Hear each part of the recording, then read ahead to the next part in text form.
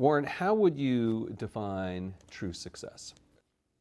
Well, I've said many times that if you get to be 65 or 70 and later, and the people that you want to have love you actually do love you, you're a success. I've never seen anybody that reaches that age. I mean, I'm not talking about somebody that's in extreme poverty or pain or something, but I've never seen anybody that, if they have a lot of people that love them, that is other than happy. And I've seen some very, very wealthy people that they give testimonial dinners to and name schools after and everything. And nobody loves them, you know.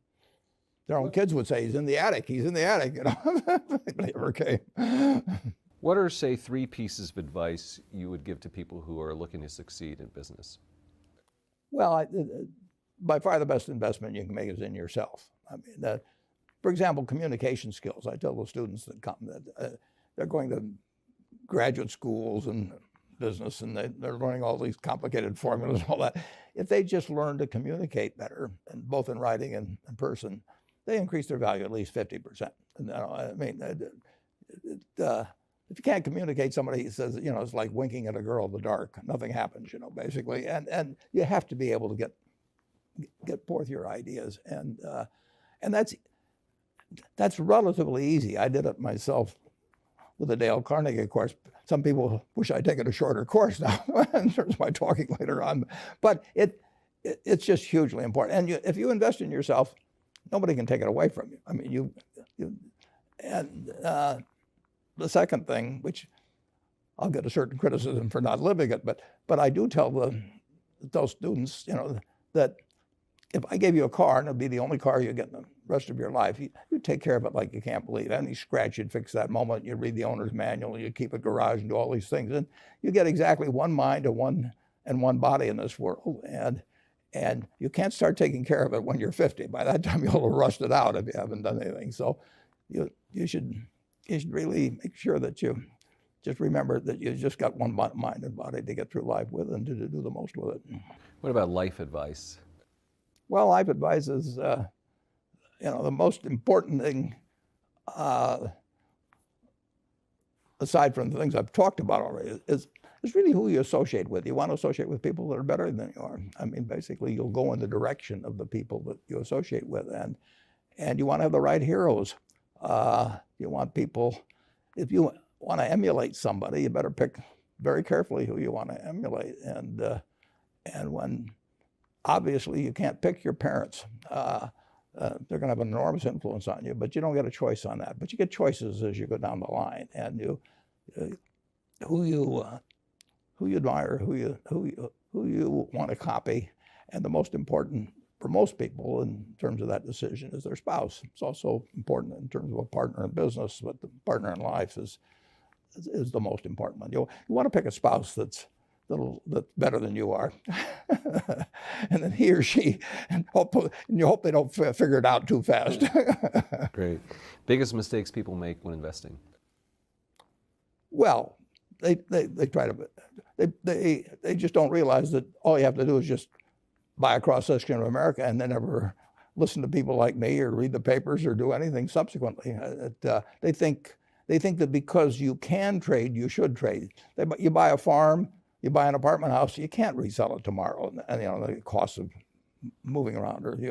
Now you get something handed to you, liquidity, you know, which is instant. You can sell, and the cost of doing it are pennies, you know, compared to other kinds of investment activity.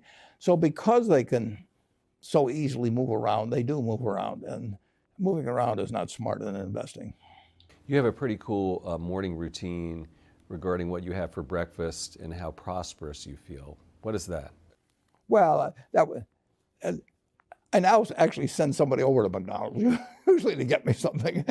Since the publicity I got from earlier describing my habits at McDonald's, I now have somebody go in the office, but that was more for entertainment value. I eat exactly what I like to eat. If I liked it on my 6th birthday, at my 6th birthday party when we had hot dogs and hamburgers and Coke and ice cream with chocolate, I still like it. And I don't care about anything subsequently. I discovered it all by the time I was 6. if somebody offered me a deal when I was 20 and said, you're going to live 1 year longer, instead of living to 88, you'll live to 89 or whatever it may be, if you eat nothing but broccoli and Brussels sprouts and onions and all these things. I just said, I'll, take the last year off. It probably won't be that good anyway. So I eat what I like to eat. I'm not venturesome in that area. I like how you lumped in onions with broccoli and Brussels sprouts. Never heard that before. I just don't happen to like onions, but no, I don't put them in the same category. Okay. You and George H.W. Bush, I think. Is business school worth it? Depends on the person, much more than it depends on the school. I mean, I wouldn't worry.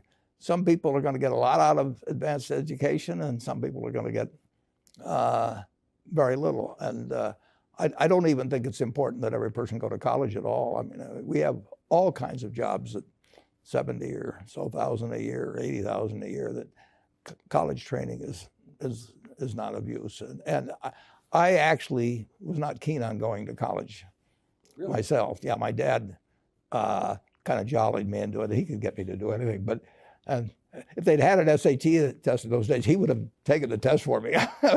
But because I knew I could have a good time, and I liked investing, and I didn't really feel I could read the books. So I don't, it's a big commitment to take 4 years, and the cost involved, and maybe the loans involved, and everything. And I think, depending on what your interests are in life, I don't think it's for everybody. I think it's for a lot of people, but there ought to be a reason you're going, and I didn't really see much reason. All right, last question. So lightning round, so there's a few. Do you ever drink water? Only under duress. What is your favorite all-time song, Warren? It's undoubtedly, it's My Way. What about movie? Favorite movie?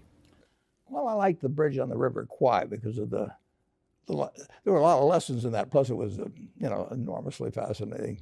Catchy tune also.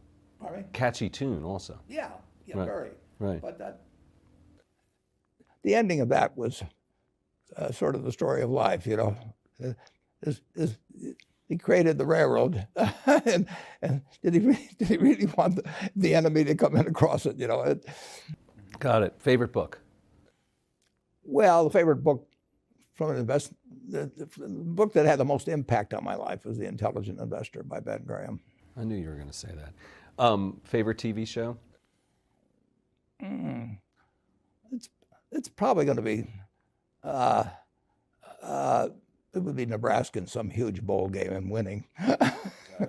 And finally, what do you carry in your wallet, and how much money do you tend to carry around? Well, I probably carry maybe $400.